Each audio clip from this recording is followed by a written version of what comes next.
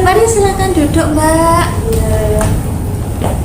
Oke, tadi sebelum kesini apakah ada kelas atau bagaimana? Iya Bu, tadi ada kelas ikan paut. Hobi PAUD, berarti Iya. menyenangkan ya, serasa jadi anak kecil kembali atau Iya, gimana di nih? sana kita jadi anak TK, terus yang masa kelas itu jadi kayak guru TK-nya gitu. Oke, berarti menyenangkan ya, cukup seru ya? Iya. Kembali ke masa kecil. Sangat senang. Oke, gimana nih kabarnya Mbak Sofia hari ini? Lagi agak batuk, agak pilek, agak meriang. Agak sakit ya berarti ya? Iya. Tapi mungkin karena cuaca juga ya? Iya, teman sekolah juga banyak yang gitu. Oh iya, sekarang kan juga cuacanya sudah mulai memasuki musim hujan itu apa ya? Oke, tapi Mbak Sofia kapan kan dia melakukan sesi konseling Waduh, sampai nanti, kan- sampai akhir? Iya, kan tegang. Oke, alhamdulillah baik. Nah kalau gitu nih biar Mbak Sofia nanti segera bisa beristirahat. Sekarang kita langsung mulai saja ya. Iya. Sebelumnya Mbak Sofia apakah sudah pernah mengikuti konseling? Pernah sih, tapi cuma kayak apa ya, masih belum tahu yang apa ya rinci gitu loh, cuma tahu aja dengar-dengar konseling gitu. Oke, baik. Kalau gitu saya jelaskan terlebih dahulu ya. Jadi selama proses konseling ini Mbak Sofia diharapkan bisa terbuka dalam menyampaikan permasalahan yang sedang Mbak Sofia alami, mungkin yang bahkan sampai membuat Mbak Sofia ini bingung apa atau gimana gitu. Mungkin sampai mengganjal perasaan Mbak Sofia juga itu bisa Mbak Sofia ungkapkan. Selain itu Mbak Sofia juga diharapkan mengungkapkan masalah tersebut dengan jujur. Karena apabila Mbak Sofia tidak jujur kan saya juga tidak tahu ya bagaimana keadaan sebenarnya. Nah selain itu Mbak Sofia diharapkan menjaga kerahasiaan apa saja yang kita bicarakan di dalam ruangan ini. Dari saya sendiri juga pasti akan menjaga kerahasiaan Mbak Sofia, tidak akan saya sebar kemana-mana. Oke, apakah dapat dimengerti Mbak? Dapat sama Untuk waktunya karena ini sudah sore juga, bagaimana kalau kita lakukan dalam kurun waktu mungkin sekitar 30 menit? Iya. Apakah bisa. Mbak Sofia sanggup? Sanggup. Ya, baik. Nah, sekarang Mbak Sofia bisa mulai menceritakan nih apa sih yang akhir-akhir ini mungkin lagi mengganjal pikiran Mbak Sofia, mengganjal perasaan Mbak Sofia, bahkan mengganggu aktivitas sehari-hari Mbak Sofia. Kan saya ini kan lagi semester 5 kan. Terus lagi akhir-akhir ini tuh hektik banget gitu loh, semester ini tuh sangatlah hektik, kayak tugas kuliah juga banyak, apalagi kayak tugas praktik gitu kan, satu minggu itu bisa ada 3 sampai 4 tugas satu matkul. Lalu saya juga ikut himpunan saya juga minggu ini di weekend itu kebetulan mau ada proker puncak dari himpunan tuh, jadi lumayan agak hektik. Terus juga Jumat ini saya tuh harus presentasi berdua, yang dimana kalau di BK itu ada SUS namanya seminar usulan skripsi. Nah di situ tuh saya dituntut untuk minggu depan tuh selesai berdua gitu.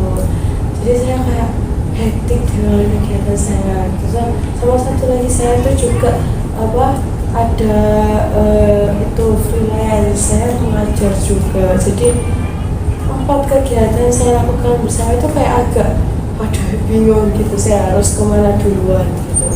Oke, baik. Saya paham perasaan Mbak Sofia. Mungkin sekarang Mbak Sofia merasa kayak terbebani dengan banyak hal itu ya, apalagi Mbak Sofia sendiri memiliki 4 tanggung jawab yang besar yang harus dilaksanakan benar-benar secara bertanggung jawab gitu ya. Nah, tadi Mbak Sofia mengungkapkan bahwa Mbak Sofia ini merasa mungkin kayak capek gitu juga ya atas kegiatan-kegiatan yang selama ini Mbak Sofia lakukan, mulai dari SUS, kemudian banyaknya tugas kuliah praktikum kayak gitu juga, dan ikut himpunan serta bahkan freelance juga ya. Oke, baik. Nah, kan Mbak Sofia ini kan tentunya mari kita pisah deh dari ini, mungkin dari Mbak Sofia dan ini permasalahan Mbak Sofia. Coba Mbak Sofia itu kayak membayangkan gitu, bagaimana sih perasaan Mbak Sofia itu terhadap permasalahan itu tadi? Perasaan saya terhadap permasalahan saya tadi kayak apa ya? Kayak saya bingung, saya panik ketika nggak bisa ngelakuin. Terus saya kayak kadang tuh capek ya capek, gak capek ya gak capek, kayak apa ya, dibilang capek ya memang itu kegiatan saya. Kalau saya nggak ada kegiatan saya juga gabut gitu kan. Terus kalau kadang capek, kadang sedih, kadang pengen istirahat, kadang pengen kegiatan kayak gitu, jadi kayak bingung gitu saya. Baik, berarti Mbak Sofia ini merasa bingung ya.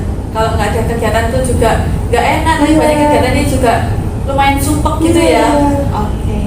Nah, pengaruh apa sih yang permasalahan itu berikan terhadap Mbak Sofia? Mungkin Mbak Sofia kayak tadi merasa bingung, terus apa lagi?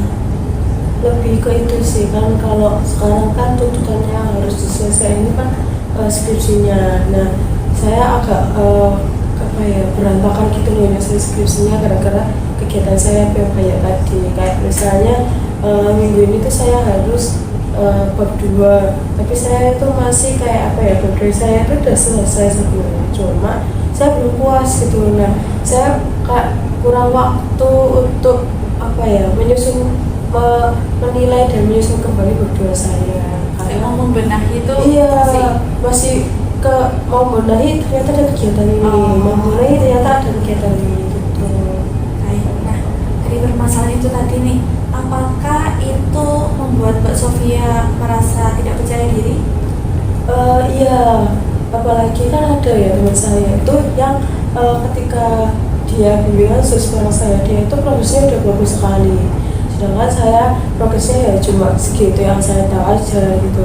Nah itu kayak dia udah presentasi sedangkan saya belum, itu kayak apa ya, buat saya kurang percaya diri ketika saya mau presentasi gitu, karena saya merasa ada yang lebih unggul dari kerjaan skripsinya daripada saya itu. Jadi ketika menghadap dosen pembimbing saya itu saya nggak kurang percaya diri ketika disuruh presentasi kayak gitu. Oke, baik. Apakah mungkin ada sesuatu yang membuat tidak percaya diri lagi yang lainnya? Enggak sih, yang lainnya saya pede-pede aja. Ya cuma nggak percaya diri kalau suruh presentasi, kalau suruh jelasin atau suruh maparin di tim sus saya itu. Karena Mbak Sofia ini merasa yang tadi itu ya, merasa temannya lebih unggul. Iya. Oke, baik. Nah, dari situ nih apakah Mbak Sofia untuk masalah itu tadi, apakah sampai membuat Mbak Sofia ingin menyerah atau bagaimana? Terkadang itu kayak saya ingin menyerah sama kegiatan saya yang baik itu, saya mau fokus di skripsi, kadang juga mau menyerah di skripsinya kayak gitu. Tapi kayak mikir lagi, kalau saya menyerah tuh buat apa, orang saya sudah sejauh ini gitu kan melangkahnya ya. Kalau saya menyerah, saya mundurnya jauh, mending saya maju. Bentar lagi kan Desember itu harus sempro. Kalau saya mundur kan berarti saya mau ulang semester ini lagi kayak gitu. Karena kan sudah semester 5 juga ya. Iya. Jadi kayak mau mundur sudah terlalu jauh, mau maju ini ya sedikit lagi. Makanya harus bertahan. Oke, baik. Saya paham nih apa yang Mbak Sofia ungkapkan barusan. Nah, bagaimana kalau misalnya kita membuat nama untuk keseluruhan masalah ini? Jadi nanti kita menyebutkan masalah ini dengan sebuah nama. Mungkin bisa Mbak Sofia ungkapkan nih, apa ada ide atau bagaimana? Apa ya, kalau saya sih pengen namanya terserah ya namanya. Iya. Antara apa ya, beban mungkin. Oke, beban ya. Iya. Karena Mbak Sofia menganggap tanggung jawab ini seperti beban yang terus bertambah pada Mbak Sofia. Ada lagi kayak tugas kan tumpukan itu semakin banyak tumpukannya kan semakin beban gitu di Kayak selesai satu tumbuhnya iya, 1000 lagi. Oke, baik. Nah, apa efek dari, kan tadi kita sepakat untuk menyebutnya sebagai beban ya? Iya. Apa efek beban yang dirasakan terhadap kemampuan Mbak Sofia sendiri? Mungkin untuk kebahagiaan Mbak Sofia, apa kok efek dari beban itu tadi? Efek beban terhadap saya sih, saya kayak ketika saya capek banget, saya kayak cenderung diam, cenderung memikirkan kayak apa yang harus saya lakukan sama itu. Jadi kayak saya diam, saya kayak merasa apa ya, susah gitu nyelesain semuanya gitu. Jadi saya harus membagi waktu, saya jarang tidur, ya tidur sih tapi cuma waktunya dikit kayak gitu. Itu sih efeknya dari diri saya. Berarti membuat Mbak Sofia tidak bahagia gitu ya, kurang bahagia lah. Iya. Kan Mbak Sofia jadi sering termenung gitu. Iya. Oke, baik. Nah, kalau misalnya efek untuk rencana masa depan nih dari beban itu tadi gimana Mbak? Efeknya kayak apa ya Bu? Kalau misalnya kan kalau untuk target masa depan saya harusnya kan yang wajib adalah skripsi gitu kan. Nah, efeknya masa depan saya tuh kayak saya ragu gitu loh, apakah skripsi saya di masa depan itu dipentingkan itu kesehatan masyarakat. Terus takutnya saya tuh kayak nggak bisa selesai skripsi ini di semester ini, atau nggak bisa presentasi dengan baik ketika seminar proposal itu. Oke. Jadi ini juga termasuk ke kebahagiaan Mbak Sofia tadi itu ya, Mbak Sofia merasa tidak bisa dikirim, membuat merasa tertekan. Jadi berpengaruh terhadap rencana masa depan Mbak Sofia. Apakah ada pengaruhannya Mbak terhadap rencana masa depan? Mungkin yang harusnya Mbak Sofia kayak harusnya tuh saya bisa kerja kayak gini itu, jadinya saya terbebani gitu. Apakah ada? Sama ada juga kan saya ada freelance juga. Nah itu kayak menghambat saya saat freelance tuh saya akhirnya nggak bisa ambil jadwal banyak, soalnya kan harus fokus sama skripsi ini juga kan. Terus pas saat ngerjain tugas kayak gitu saya nggak bisa kayak maksimal, kayak penting udah dikumpulin saya lanjut skripsi lagi. Tugasnya kayak saya ragu dengan nilai di mataku di semester ini karena ditumpuk sama skripsi yang sampai bab 3 itu. Nah, kan tadi kita sudah membahas efek terhadap kebahagiaan Mbak Sofia, kemudian untuk rencana masa depan Mbak Sofia. Nah, apakah ada efek terhadap kemampuan belajar Mbak Sofia?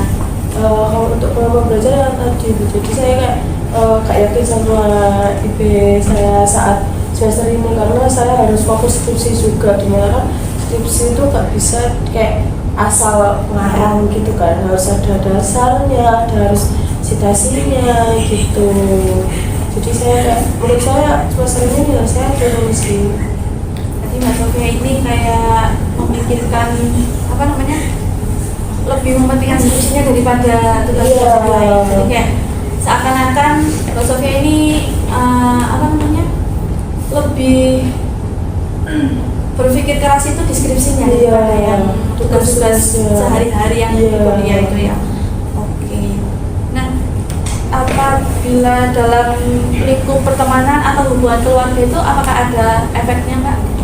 Untuk lingkup pertemanan sama keluarga sih enggak, di keluarga sih saya kayak jarang ngabarin, misalnya kan kayak habis kuliah langsung tugas, terus jarang ngabarin kayak aku habis makan, aku habis dari sini gitu kan.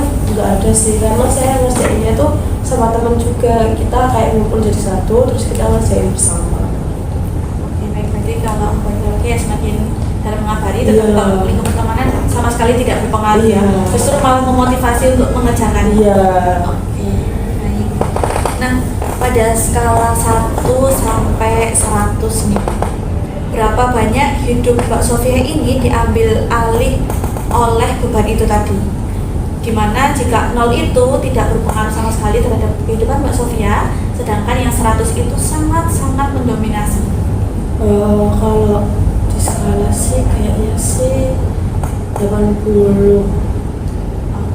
Cukup tinggi ya? Sih ya, karena kayak misalnya gini, dari pagi saya kuliah sampai jam 3, biasanya nanti saya antara rapat, kalau enggak berenang sore itu, terus nanti malamnya saya menugas, dan terus saya tinggal tidur aja di kos. Jadi cuma waktu untuk saya sendiri atau untuk saya bermain HP untuk lihat yang fun itu hampir nggak ada gitu. Saya putar-putar aja. Rutinitasnya itu aja. Iya. Oke, berarti nilai 80 ini cukup tinggi ya Mbak Iya. Sofia ya. Berarti Mbak Sofia merasa hidup Mbak Sofia ini diambil alih cukup banyak dalam beban itu tadi. Iya. Oke, baik. Nah, coba Mbak Sofia ini kayak bayangkan gitu ya. Beban ini ada di hadapan Mbak Sofia dan beban ini bisa mengungkapkan, bisa berbicara lah lebih tepatnya kepada Mbak Sofia. Nah, kira-kira apa sih yang beban itu katakan kepada Mbak Sofia? Mungkin beban akan bilang kayak nggak perlu nggak perlu sangat sempurna sekali dalam ngerjain beban kayak gitu. Mungkin kan masih semester 5 juga, beban mungkin bilang pasti bisa direvisi lagi, nggak usah takut untuk menyampaikan hasil karyamu, karena karyamu ya karyamu, karya orang lain ya karya orang lain kayak gitu. Oke, berarti beban ini justru mengungkapkan hal yang positif. Iya. Apakah menurut Mbak Sofia apakah ada hal-hal yang bertentangan diri dengan Mbak Sofia sendiri? Kayak mungkin beban itu kayak makin menekan Mbak Sofia atau bagaimana gitu? Saya yang menekan beban, jadi kayak saya harus perfect dalam ngerjain itu. Jadi teman saya bilang kayak nggak usah perfect, udah ini udah bagus. Tapi kayak saya yang kayak aku harus ini salah, tak ulang dari atas lagi. Ada yang salah, tak ulang lagi dari atas. Jadi kayak saya kayak membuat beban ini semakin beban gitu. Oke, tapi kalau kita lihat lagi ya, berarti kan sebenarnya kan kita mencoba memposisikan antara Mbak Sofia dan masalah itu adalah dua orang yang berbeda. Ini Mbak Sofia sendiri dan ini beban. Nah, Mbak Sofia merasa Mbak Sofia yang menekan beban itu, bukan bebannya yang menekan Mbak Sofia. Saya menekan beban itu sehingga beban itu kayak rasanya berat gitu, karena yang lain fine-fine aja gitu sama bebannya. Oke, kita coba bayangkan dari sisi lain nih. Apakah beban itu benar-benar tidak membuat Mbak Sofia malah tertekan atau bagaimana? Coba, karena kita bayangkan nih Mbak Sofia ini adalah Mbak Sofia yang biasa aja, yang mungkin kayak teman-temannya Mbak Sofia deh. Terus kalau melihat beban ini gimana? Ketika setiap saya lihat beban itu kayak saya langsung berpikir, wah punya aku jelek, punya aku enggak enggak teoritis, punya aku enggak yang perfect, punya aku bukanlah suatu yang layak untuk dikatakan sebagai beban kayak gitu. Jadi pada intinya ini Mbak Sofia merasa kalau beban ini itu sebenarnya harusnya itu sempurna ya, bisa Mbak Sofia kerjakan dengan sempurna. Iya. Nah itu berarti pada intinya Mbak Sofia menganggap bahwa beban ini menuntut Mbak Sofia untuk mengerjakannya dengan sempurna. Ya, itu apabila kita bedakan antara Mbak Sofia dengan rumah sakit tadi. Oke, dapat dipahami ya Mbak Sofia ya. Nah, apa sih trik yang dimainkan oleh beban itu untuk membuat Mbak Sofia merasa begitu sengsara? Apakah beban itu kayak seperti yang tadi saya bilang kayak saya harus dikerjakan dengan sempurna gitu, ataukah ada hal lain lagi? Kalau beban yang sih ke saya itu kayak itu harus sempurna, harus teoritis, harus meetingnya harus kecil, terus kayak paragrafnya harus beride pokok dan berbobot, kayak harus seilmiah itu gitu loh. Jadi benar-benar harus sempurna gitu. Iya. Jadi kayak semakin menekan diri Mbak Sofia Iya. sendiri. Oke, baik. Kan sekarang kan Mbak Sofia sudah berada di semester 5. Iya. Tentunya Mbak Sofia juga pernah mengalami stres-stres tugas gitulah ya. Iya. Di semester 1 sampai semester 4 ini. Nah, kira-kira nih apa sih itu Mbak Sofia lakukan ketika Mbak Sofia merasa stres gitu? Ketika itu saya mencoba selesaiin perlahan. Selesaiin setiap hari itu saya kerjain, tapi nggak usah yang kayak ngebut, tapi harus selesai gitu. Kayak misalnya semester kemarin itu kan lumayan banyak praktikumnya, banyak laporannya, banyak tugas videonya. Itu saya kayak mencoba menata waktu saya itu untuk hari ini kita kerjain ini, dan di situ tuh saya komitmen untuk menyelesaikan itu pada hari itu, dan ternyata selesai, dan ternyata juga semesternya itu bisa saya lalui kayak gitu, meskipun menurut saya semester 4 itu juga susah kayak gitu. Nah, dari apa yang sudah Mbak Sofia lakukan itu tadi, apakah memiliki efek yang baik terhadap diri Mbak Sofia sendiri? Pada saat itu efeknya baik, nilai saya naik. Mbak Sofia juga tidak merasa terlalu terbebani gitu? Iya, kayak dengan saya coba selesaiin satu-satu tuh bisa dan tidak terlalu beban. Oke, baik. Nah, setelah melakukan tindakan itu tuh, apa sih pikiran Mbak Sofia ketika berhasil melalui beban-beban itu tadi di semester sebelumnya? Kalau misalnya kan pasti ada nilai yang keluar nih, kayak wow, nilaiku ternyata bagus ya, berarti usahaku selama ini tuh nggak sia-sia aku lakuin, ternyata kayak works gitu loh, kayak teruji ampuh untuk mendapatkan nilai yang kayak gitu. Ya, apakah ada kemampuan Mbak Sofia atau tindakan lain yang pernah Mbak Sofia lakukan untuk mengatasi beban-beban yang menekan Mbak Sofia gitu? Untuk selama ini sih yang semester kemarin saya kayak yuk kita selesaikan satu-satu, yang mana dulu yang tenggatnya lebih dulu, mana yang susah itu kayak saya coba pilah-pilah itu terus saya kerjain. Berarti lebih kayak menentukan prioritasnya yang mana gitu ya, kayak membuat runtutan gitu ya. Oke, baik. Nah, dari sini ya Mbak Sofia ya, apakah Mbak Sofia ingin berpartisipasi dalam menjalani kehidupan Mbak Sofia dengan narasi yang baru, yang lebih positif, atau Mbak Sofia tetap ingin menganggap bahwa beban itu tadi sangat-sangat menekan Mbak Sofia? Saya pinginnya sih kayak saya punya pandangan baru mengenai beban ini sih. Kayak saya pengen punya kalau kerjaan saya itu juga bagus gitu, kerjaan saya itu juga terilmiah kok gitu. Mungkin emang sedikit lemah di bagian tertentu, tapi saya bisa di bagian salah satunya kayak gitu. Berarti Mbak Sofia ingin menjalani hidup dengan narasi baru yang lebih positif lagi ya. Baik, nah kalau gitu kita coba bayangin lagi nih Mbak Sofia. Mungkin sekarang Mbak Sofia lagi menghadap sebuah layar besar. Nah, di mana dalam layar tersebut itu ada diri Mbak Sofia yang sedang melawan beban itu tadi. Jadi di sini ceritanya Mbak Sofia itu sudah memiliki power atau kekuatan dalam menghadapi beban itu tadi. Nah, kira-kira adegan apa sih yang ditunjukkan dalam video tersebut? Ketika itu saya lebih percaya diri sih, kayak mau nulis sesuatu itu nulis di beban itu saya percaya kalau oh itu benar kayak gitu. Terus pada adegan itu saya percaya diri juga untuk presentasi di depan pembimbing saya juga lebih ceria hari-harinya. Terus pada saat itu waktu tidur saya itu tertata rapi, makan saya rapi, kegiatan saya itu kayak terorganisir kayak gitu. Berarti cukup banyak adegan yang positif ya Mbak ya? Oke, nah yang membuat berbeda dari sebelumnya itu apa Mbak? Kalau sebelumnya saya kayak lebih memikirkan yang belum terjadi, saya lebih tidak percaya diri, saya lebih banyak kelelahan, terus saya jarang makan sih, tapi kayak kadang makan dari pagi baru makan jam 7, jam 6 malam kayak gitu. Ketika dalam video itu tadi Mbak Sofia lebih jadwalnya terorganisir gitu. Oke, baik.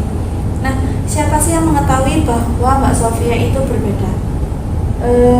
Yang pertama, yang paling dekat saya adalah teman saya, karena saya hampir 24 jam itu berkegiatan dengan teman saya kayak gitu.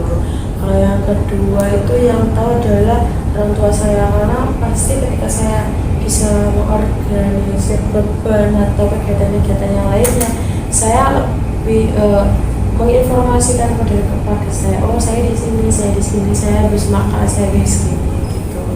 Lebih sering ngabari lagi gitu ya kayak sebelumnya. Oke. Nah, sekarang coba deh Mbak Sofia kan sudah memiliki pandangan yang baru juga ya dari membayangkan video itu tadi. Nah, sekarang coba Mbak Sofia mulai merangkai narasi yang lebih positif lagi terkait perspektif terhadap beban itu tadi. Kata-kata untuk beban yang lebih positif itu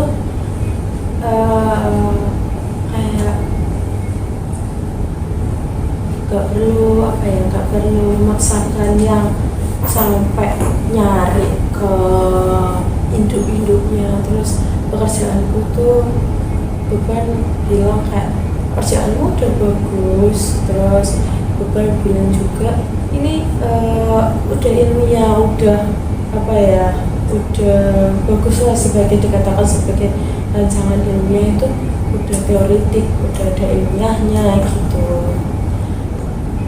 Iya sih kayak gitu. Nanti dari narasi itu tadi Mbak Sofia menjadi lebih percaya diri gitu ya. Jadi beban itu tidak sepenuhnya mengganggu kehidupan Mbak Sofia, tapi bisa pastinya bisa Mbak Sofia atasi secara perlahan dan satu persatu tentunya ya.